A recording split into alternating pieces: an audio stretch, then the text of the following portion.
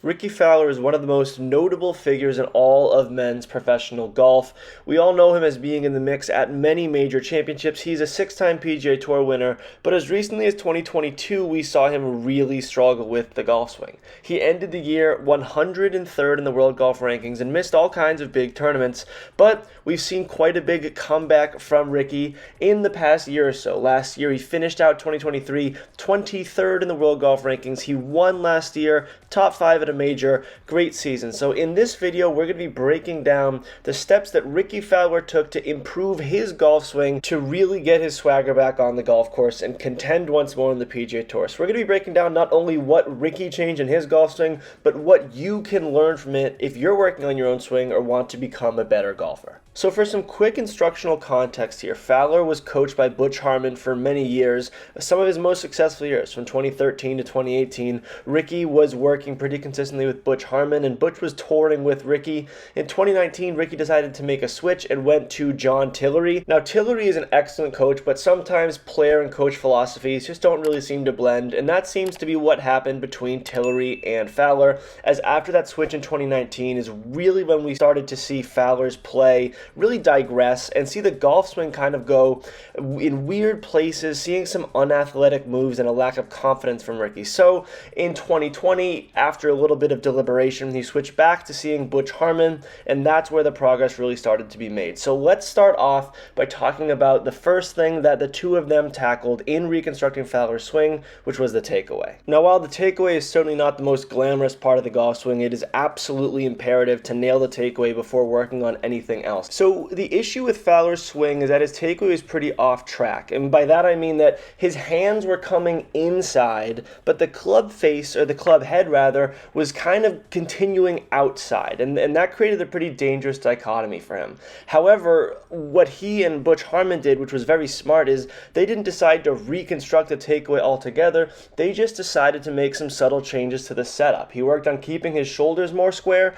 and more importantly, he and Butch really worked on keeping that trail arm for Rickie, that right arm, that right elbow, kind of pressed into the ribs a little bit more in that takeaway position, which really helped him. So those are just a few things that Rickie did within the setup. Again, we're not talking about reinventing the wheel here. And that's a really important note that I want people to hear at home, is that if you want to be making changes to your swing, you want to see better results, you don't always have to just overhaul everything you're doing. Start off by changing grip and setup. These are simple things to do. Obviously, they're not easy things to do, but it's much easier to conceptualize how you step up to the ball, how your hands grip the club, than completely changing everything about your golf swing. So if you're looking to make some adjustments, if you're looking to see some better play, take a page out of Rickie and Butch Harmon's book and see if you can make some adjustments to that setup. Now let's talk about the transitionary move, which I think if you look at Rickie Fowler back in his really young days with the long hair and the orange outfits,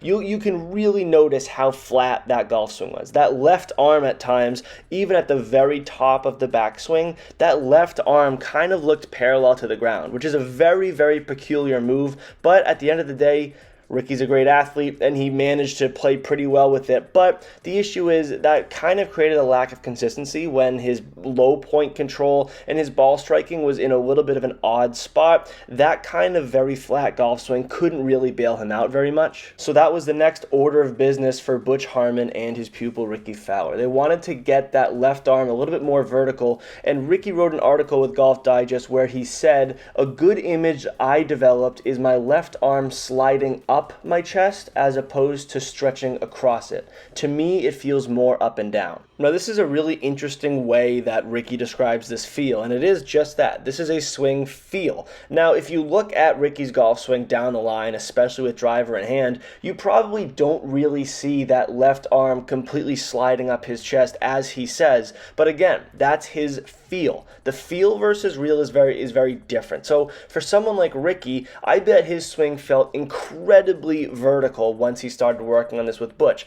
But that's because it's compared to a very, very flat golf swing. So it's important to note that the feel versus real is going to be so different when actively working on swing changes. It is equally important to note that when we're talking about this transitionary move and we're talking about getting high hands or getting more vertical in the golf swing, that is, in my opinion and from from what I've heard from many golfers who are trying to hone in their swing, it is one of the most difficult things to work on in the golf swing. So I commend Rickie and Butch for taking on that kind of task.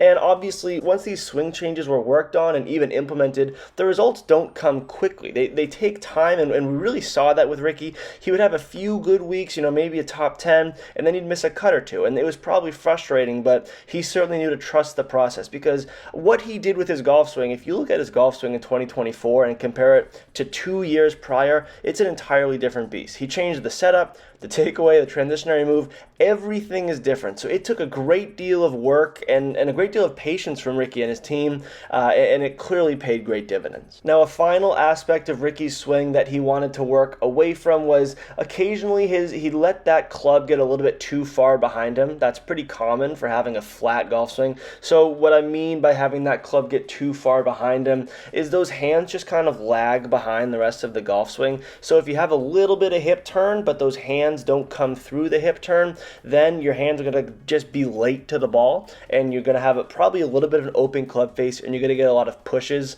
That's especially accentuated with driver. So if you're pushing your driver a lot, even a little bit of a baby kind of a push fade, which is a pretty frustrating miss, it could be because your hands just aren't catching up with the rest of your body.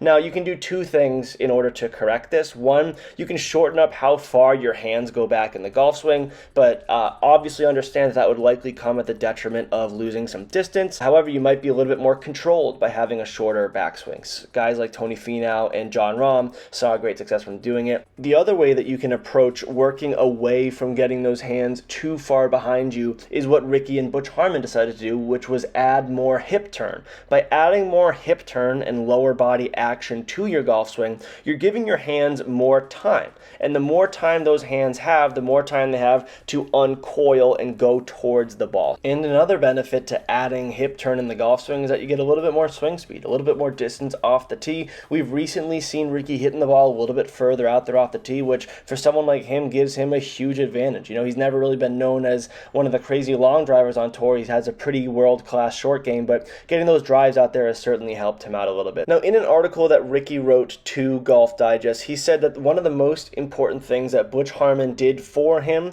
was actually not related to the golf swing at all. It was instilling inside of him a level of self-belief. And Rickie has said that that level of self-belief means more to him than any of the changes that he's made to the golf swing. And now that those results have come in, and he obviously broke through for that 6th PGA Tour win last year at the Rocket Mortgage, I think that self-belief is fully there, and a lot of Rickie's best golf remains ahead of him. I'm really excited to see what he can do with all of these new mechanics. If you have any questions or comments on anything that I mentioned in this video, please leave them in the comment section down below. I hope you all learned a thing or two about what Rickie did in order to tweak his golf swing. I find this stuff super fascinating. If you want to see more content like this video so that I can get a better feel for what content you guys want to see in the future. As always, I thank you all very much for watching. Play well and take care.